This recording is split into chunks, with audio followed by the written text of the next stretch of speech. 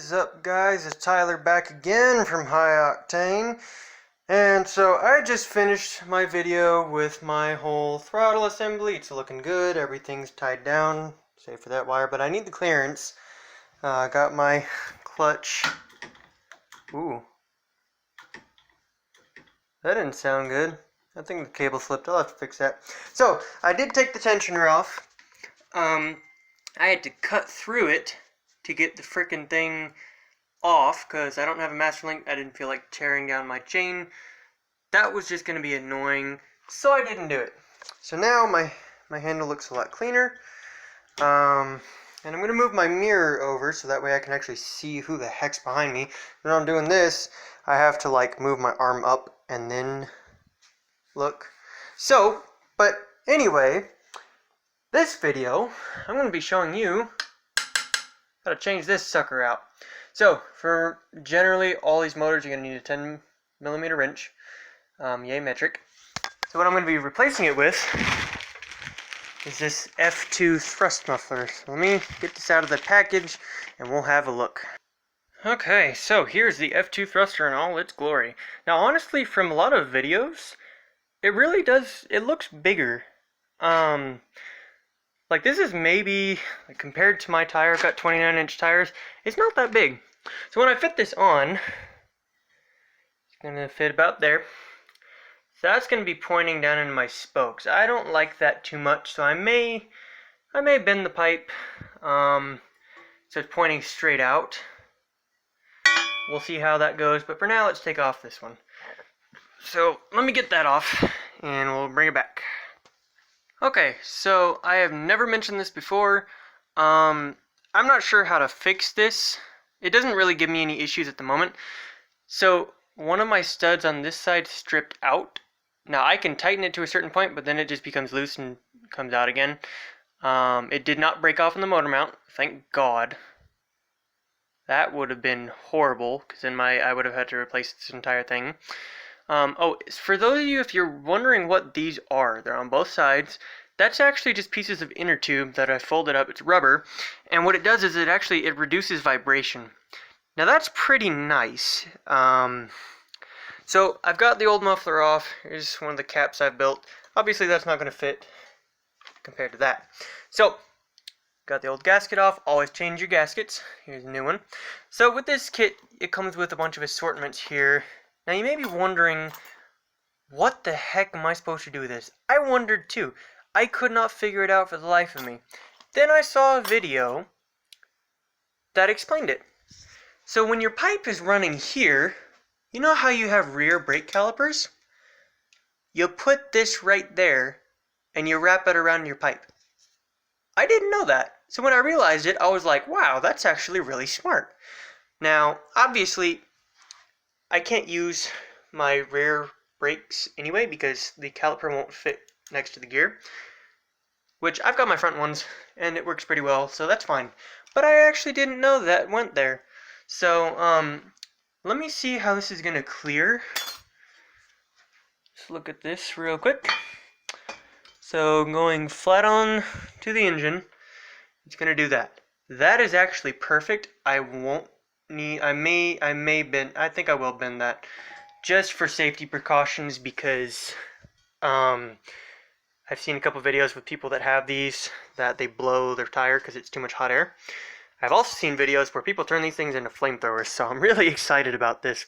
So basically what this is, you can get this on Amazon, it's an F2 Thrust Muffler. Sounds freaking awesome. And you're probably wondering what this little ball thing is, this little barrel looking thing. That's actually an expansion chamber. So when you have this on your engine, the excess fuel, the back pressure, is sent back to the engine, so you get a crap ton of back pressure. Now what I've seen in a lot of videos that use they use speed guns, these people actually get about a 5-mile-an-hour speed boost just from this pipe. I am not kidding. And that's freaking insane. So I'm excited about it. I'm excited to not be using that piece of crap anymore because it sucks. And I better get my money's worth because I paid $46 for this pipe. So it better be worth it. So let me get that dry fitted on. I'll see if I need to bend that portion, which I'm pretty sure I'm going to. So I'll be back.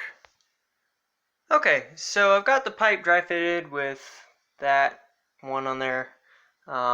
This stud, it should be fine.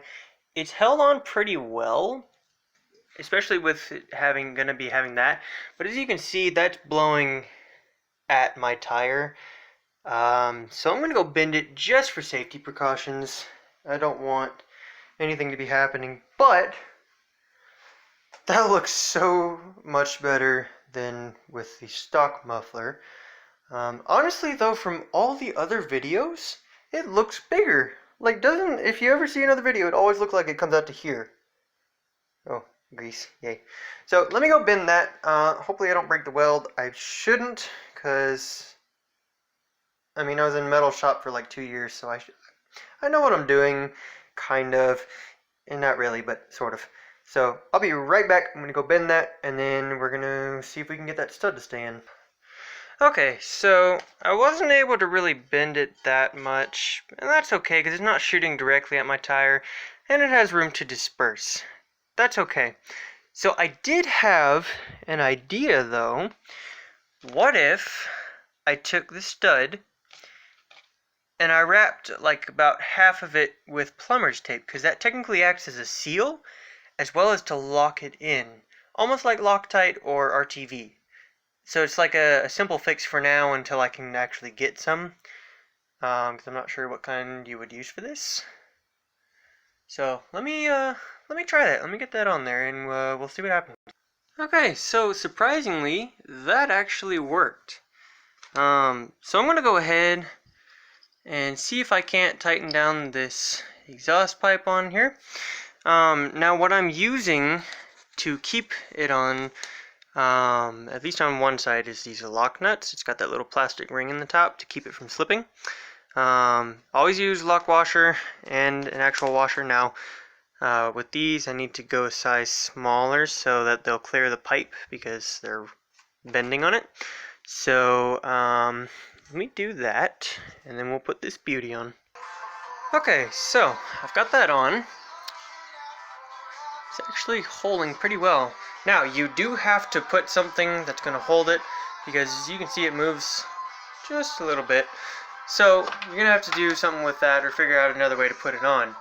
One of these little bars, because if you hit some kind of bump or hole and your leg catches this or something else, or it's just not tightened on, that will either one, snap your studs and fall off, or something else will happen. And I'm pretty sure nobody wants that. So let me figure something out here, because what I'm thinking is this one I can put and have it go here, and then wrap one of the smaller ones around and bolt it down. I don't know if that's going to work. I'm just doing this off of like a random idea, because I'm not even sure if I'm doing this right. I'm kind of just trial and error right now. Let's see if I can get this figured out. Okay, sorry about that. I forgot to turn my music off. So what I've done is I actually didn't use any of these. So when you get your kit, you have a clamp that's like as long as my hand that clamps here, and it's supposed to clamp here to keep it steady. So what I did was I just took that, clamped it over here, screwed it, and then put it there. So now this sucker's solid. That's not going nowhere. So now I can reattach my spark plug wire.